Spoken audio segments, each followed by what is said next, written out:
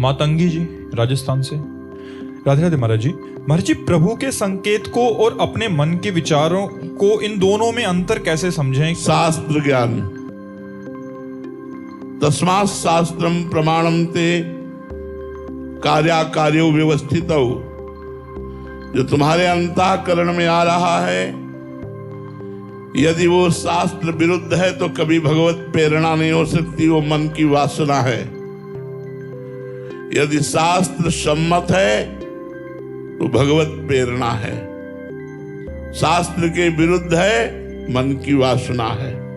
शास्त्र प्रमाण, इसीलिए सबको चाहिए कि नित्य शास्त्र स्वाध्याय करना चाहिए। कभी गीता जी, कभी श्रीमद् भागवत जी, रामचरितमानस जी, वेद पुराण शास्त्र सब बहुत हैं। थोड़ा समय अध्ययन में देना चाहिए, जिससे हमें पता चले कि हमारा क्या धर्म है, किसे अधर्म कहते हैं, क्या करना चाहिए, क्या नहीं करना चाहिए। ये जो हमारे अंदर स्फुरणाएं होती रहती हैं, ये दो प्रकार की होती है, एक असत और एक सत। सत क्या है, असत क्या है, इसका निर्णय करने वाला विवेक सत्संग से और शास्त्र स्वाध्याय से प्राप्त होता है।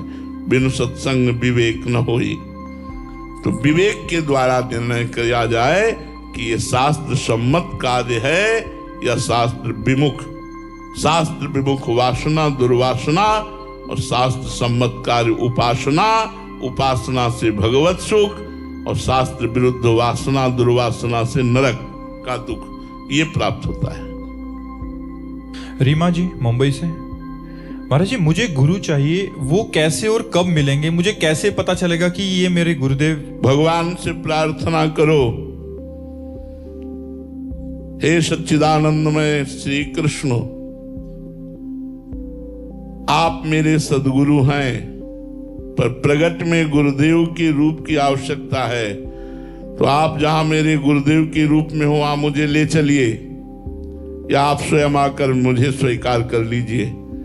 तो बंदो गुरुपद कंज कृपा सिंधु नर रूप हरि, हरि नर रूप कृपा सिंधु, कृपा सिंधु हरि ही नर रूप में मुझे गुरुदेव के रूप में मिले, ऐसी कृपा करो।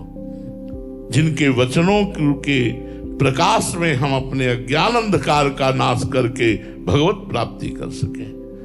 बंदो गुरुपद कंज कृपा सिंधु नर रूप हरि, महामोह तम पुंज जासु बचन रवि कर निकर। ये भगवान से प्रार्थना करो, वही सदगुरु हैं, वही सदगुरु रूप से मिलते हैं, दूसरा कोई नहीं। जो सदगुरु को भगवान नहीं मानता, उसकी कभी कल्याण नहीं होने वाला, कभी आध्यात्मिक उन्नति नहीं होती। गुरु साक्षात परब्रह्म तस्मै श्री गुरुवे नमः। सुरुचि सिंह जी ऋषिकेश से। राधे राधे महाराज जी। महाराज जी, भगवान शंकराचार्य जी ने प्रश्नोत्तरी में शत्रु कौन है जो मित्र सा लगता है के उत्तर में कहा है पुत्र आदि। महाराज जी, इसमें क्या रहस्य? मित्र सा लगता है परंतु शत्रु है, इससे तात्पर्य? देखो, भगवत प्राप्ति जब करनी होती है तो सर्वतो मनुष्यो असंगमादौ, सबसे मन हटाकर प्रभु में लगाना है।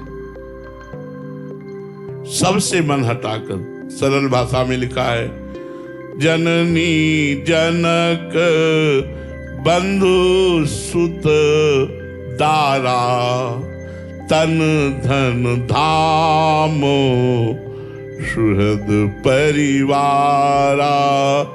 सबकी ममता ताग बटोरी, मम पद मनहि बांधी बर डोरी।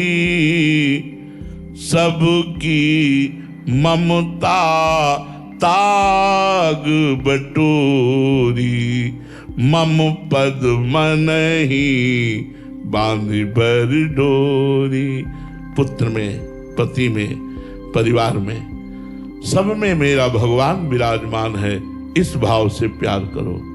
अगर पुत्र को शरीर भाव से प्यार करोगी तो मोह हो जाएगा। और मोह हो जाएगा तो भगवान की भक्ति नहीं बनेगी। मोह गए बिनु राम पद होई न दृढ़ अनुराग। तो मोह त्याग के लिए भगवान शंकराचार्य जी उस मोह को कहते हैं कि ये पुत्र आदि में जो मोह है यही शत्रु है भगवत प्राप्ति करने के लिए, यही हमें भगवत प्राप्ति नहीं होने दे रहा। तो क्या हम अपने पुत्र का त्याग कर दें? नहीं, और प्यार करो, लेकिन उसमें भगवान मान के प्यार करो कि इसमें भगवान विराजमान है। मेरे पुत्र में, मेरे पति में, मेरे सास ससुर में, मेरे परिवार में, चराचर जगत में, सब में भगवान विराजमान। फिर आपको कोई बाधा नहीं रहेगी, वो आपकी उन्नति का कार्य होगा। तो वहां मोह को शत्रु बताया गया, ना कि पुत्र को। पुत्र आदि में जो मोह है वो शत्रु है। मोह माने अज्ञान, अज्ञान, ममता। ये मेरा पुत्र है, नहीं, नाथ सकल संपदा तुम्हारी, मैं सेवक समेत सुत नारी। ये सब आपकी वस्तु है। मोहनलाल जी, राधे राधे महाराज जी। महाराज जी, ज्ञान मार्ग में भगवत प्राप्ति सरल है या भक्ति मार्ग में? जो विवेक प्रधान है, वैराग्यवान है, संसार से ऊब चुका है, उसे ज्ञान मार्ग सरल है। जो थोड़ा विषय भी अच्छे लगते हैं और भगवान भी अच्छे लगते हैं, वो भक्ति मार्ग से सरलता पूर्वक भगवान को प्राप्त कर लेगा। जो कर्मकांडी है, कर्मठी है, खूब कर्म करने का स्वभाव है, वो कर्म योग में लगे और कर्म को भगवान को समर्पित कर दे तो उसे भगवत प्राप्ति हो जाएगी। कोई मार्ग कठिन नहीं है और कोई मार्ग सरल नहीं है। जो मार्ग रुचिकर हो उसी मार्ग में चल देना चाहिए, योग्यता के अनुसार। सुनीता जी, पंजाब से, राधे राधे महाराज जी। महाराज जी, गोस्वामी तुलसीदास जी की एक चौपाई है, ममता तरुण तमी अंधियारी, राग द्वेष उलुक सुक्कारी, तब लगी बसती जीव मन माही, जब लगी प्रभु प्रताप रवि नाही। महाराज जी, ममता पूर्ण अंधेरी रात है जो राग द्वेष रूपी उल्लुओं को सुख देने वाली है। वो ममता रूपी रात्रि तभी तक जीव के मन में बसती है जब तक प्रभु का प्रताप रूपी सूर्य उदय नहीं होता। महाराज जी, इस चौपाई में गोस्वामी तुलसीदास जी ने किस प्रकार की ममता की बात कही है जो अंधियारी रात्रि के समान राग द्वेषी? वही ममता जो अपने शरीर में ममता, जो भोगों में राग, जो शरीर संबंधियों में राग, यही तो। ये अपने हैं, ये पराये हैं। अपने में राग, पराये में द्वेष, अनुकूलता में सुख, प्रतिकूलता में दुख, ये सब ममता में ही तो रहता है।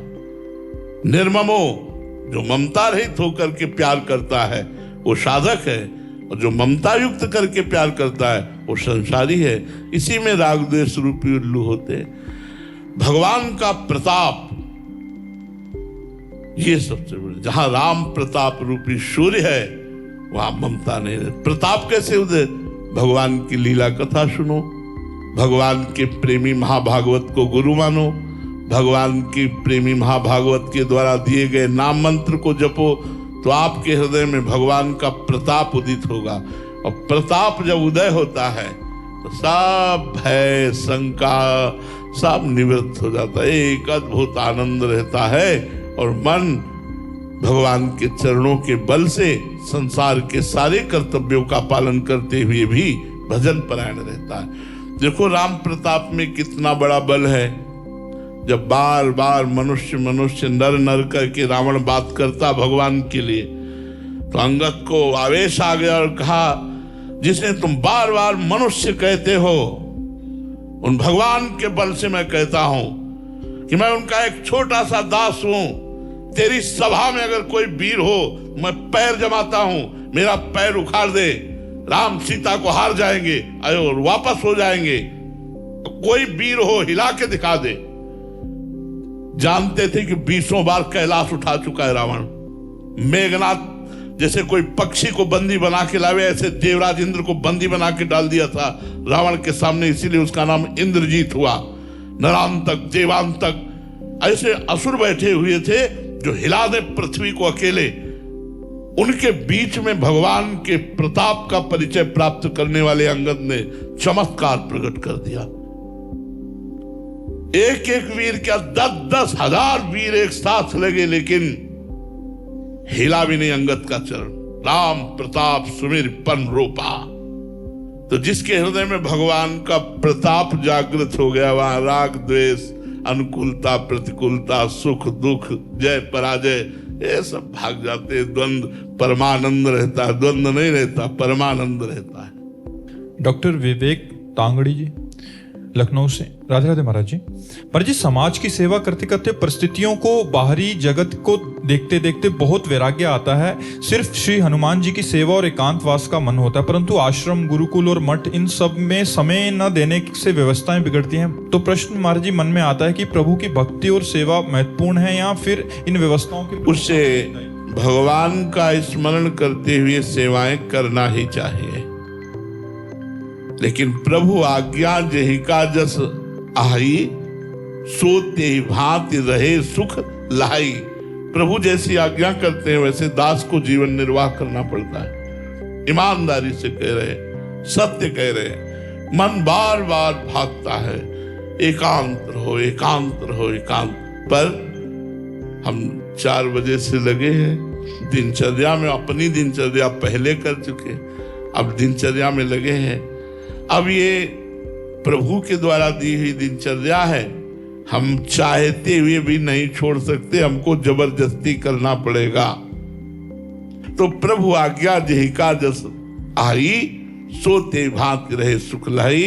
इसलिए नाम जप करो, भगवत चिंतन करो, और जो मठ है, हनुमान जी की सेवा है, वो सब भगवान का भजन ही है। हाँ, आप दास बने रहो, स्वामी मत बनना। मान प्राप्ति की इच्छा का त्याग, धन प्राप्ति की इच्छा का त्याग, जो कुछ स्वाभाविक आ जाए भगवान की इच्छा से, उसी से मठ मंदिर का सेवन करो और नाम जप करो। ये भी भगवान की सेवा है।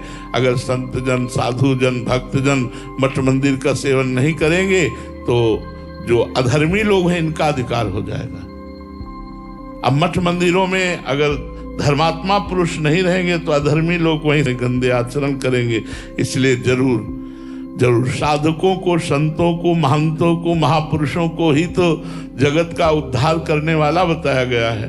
तो मंदिर इसीलिए वो बनवाते हैं कि हजारों लोग भजन नहीं कर सकते, लेकिन आकर के यहाँ दर्शन मात्र भगवान के तो करेंगे। तो जय हनुमान जी, प्रणाम किया, चले गए, इतना ही पुण्य बन गया उनका। एक एक कदम भगवान के दर्शन के लिए जब जाया जाता है, वो पवित्र करने वाला होता है। इसलिए ये कोई साधारण बात नहीं। मंदिर आदि, भगवान के मंदिर की परिक्रमा करना, भगवान के मंदिर के दर्शन करना, ये भगवान के सामने कुछ देर बैठना, मंत्र जप करना, ये सब महामंगलमयी बातें। तो यदि संत जन सब छोड़कर गंगा किनारे, यमुना किनारे, पर्णकुटी में रहने लगे तो फिर समाज हमारी कहाँ रहेगी, कैसे चलेगी।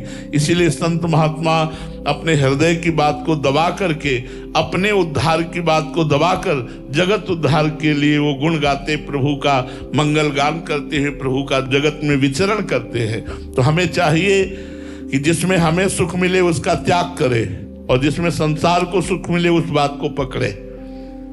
यदि हमारे प्रवचन से, हमारे बोलने से लाखों को सुख मिलता है तो हम एकांत में नहीं बैठेंगे, हम बोलेंगे। जिससे लाखों को सुख मिलता है, एकांत में बैठकर भजन करने से मेरे को केवल सुख मिलेगा, लेकिन उतना समय हम आपको दे रहे हैं, इससे आप सबको सुख मिल रहा है, तो मुझे ये बात पकड़नी, वो बात छोड़नी है। अच्छा, वो बात अपने आप पूर्ण हो जाएगी, क्योंकि सबको भगवत स्वरूप मान करके जब, तो ये भजन ही है, सब रूपों में भगवान ही है। इसलिए आप ऐसा करो, भजन करते हुए जो भी आश्रम की सेवा है उसको करते रहो, उसको त्यागो मत। नहीं तो अगर आश्रमों का, मंदिरों का साधुजन त्याग कर देंगे तो जो अधर्मी लोग हैं वहाँ गलत आचरण करेंगे, बैठकर मंदिर की मर्यादा के विरुद्ध वार्ता होने लगेगी। इसलिए संतों से प्रार्थना, जो गुरु परंपरा से मिली हुई आश्रम मर्यादाएं हैं उनका पालन करते हुए ही भजन किया जाए।